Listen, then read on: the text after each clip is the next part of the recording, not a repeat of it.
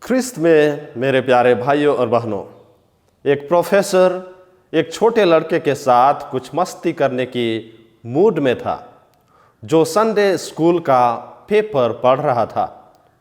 उसने उससे कहा, मुझे यह बताओ, ईश्वर कहाँ है और मैं तुम्हें एक सेव दूंगा।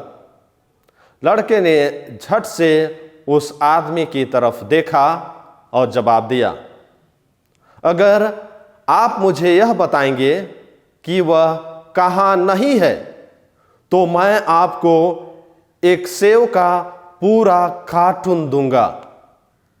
आज का सुसमाचार हमें बताता है कि यीशु शायद सो रहे हैं, क्योंकि एक मनुष्य के रूप में वह अपने लोगों के बीच एक दिन के कार्य के बाद थक गया है।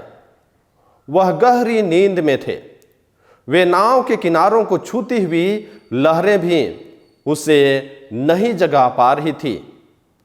लेकिन चेले डरे हुए थे, क्योंकि वे खतरे में थे, और इसलिए वे यीशु को जगाते हैं और उन्हें बचाने के लिए कहते हैं, क्योंकि वे डूब रहे हैं। और यीशु न केवल तूफान और समुद्र को शांत करता है, बल्कि उन शिष्यों के भय को भी शांत करता है जो उसके साथ नाव में हैं। यीशु के तूफान को शांत करने के बाद वह उनसे कहता है, हे अल्पविश्वासियों, तुम क्यों घबराते हो? इसलिए यह सुसमाचार हमें अपने भय के संबंध में अपने विश्वास की जांच करने की याद दिलाता है। D.A. कार्सन ने एक बार कहा था, विश्वास भय को दूर करता है और भय विश्वास को दूर करता है। हाँ, हम सभी मानते हैं कि यीशु ही परमेश्वर है, लेकिन क्या हम हर दिन इस पर विश्वास के साथ जीते हैं कि यीशु वास्तव में हमारे जीवन में हर संकट की स्थिति के नियंत्रण में है?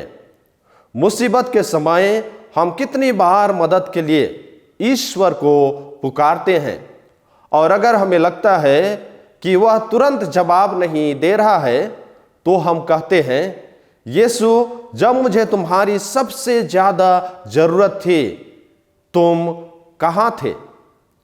हमें लगता है कि यीशु हमारे संकटों और मुसीबतों के समय में सो रहे हैं, लेकिन वास्तव में यह केवल हमारे उस पर सोए हुए विश्वास को प्रकट करता है।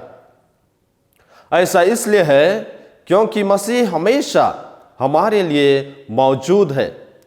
ईश्वर की उपस्थिति की धार्मिक परिभाषा यह है। ईश्वर की उपस्थिति को देखने के दो तरीके हैं। पहला यह है कि ईश्वर हमारे सामने मौजूद है, कि हम उनके बारे में सोचते हैं और विश्वास की नज़र में हम उनके दिव्य होने को उस स्थान पर गहराई से विश्वास के साथ देखते हैं जहां हम हैं।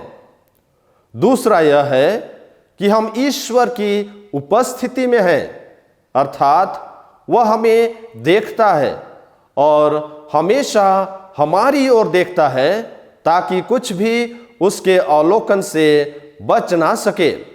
शब्द, कर्म, विचार, इच्छाएं और इरादे, और यह कि हम जहां कहीं भी हों, हम हमेशा उसे प्राप्त कर सकते हैं। हम जो कुछ करते हैं उसका एक दर्शक और गवाह बन सकते हैं। यह ईश्वर की अलौकिक उपस्थिति है।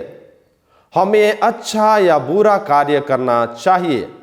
ऐसे कार्य हमेशा उनकी उपस्थिति में और उनकी आंखों के सामने होते हैं।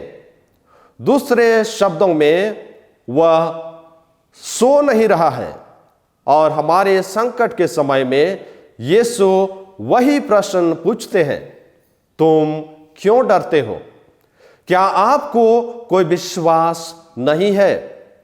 क्या हम में से हर कोई हमारे साथ ईश्वर की उपस्थिति को पहचानता है, खासकर जब हम विपत्ति, दुख या प्रलोभन के तूफान का सामना करते हैं? जब भी हम मुसीबत का सामना करते हैं तो प्रभु हमसे हमेशा कहते हैं, मैं हूं, डरो मत।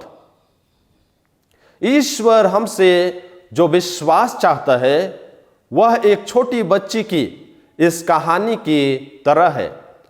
कहानी इस तरह है कि बस के अंदर एक आदमी ने देखा कि एक छोटी लड़की एक तरफ बस में अकेली बैठी हुई है। वह आदमी उसके पास आया और उससे पूछा, मेरी प्यारी बेटी, क्या तुम इस लंबी यात्रा में अकेले यात्रा करने से नहीं डरते हो? क्या तुम्हें पता है कि तुम कहां जा रहे हो? छोटी लड़की ने उत्तर दिया, सर, मुझे डर नहीं है, क्योंकि इस बस के चालक मेरे पिता हैं।